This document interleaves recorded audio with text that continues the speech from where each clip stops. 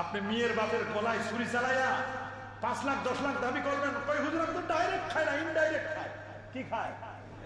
বলে ইনডাইরেক্ট কেমনে খায়? কয় নতুন রুম বানাইছি, রুম। বুঝেন নাই? নতুন রুম বানাইছে, তার মানে ফার্নিচার পাঠাও।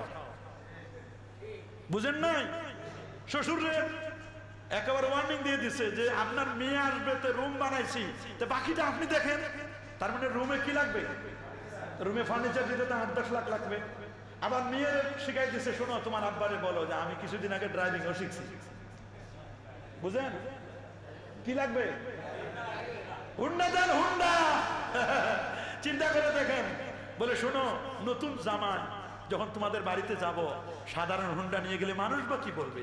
অ্যাপাচি দিবা, মানে 2.5-3 লাখ টাকা হুন্ডা, ভালো গাড়ি দিবা, মানিজ্যত আছে না? নাউজুবিল্লাহ।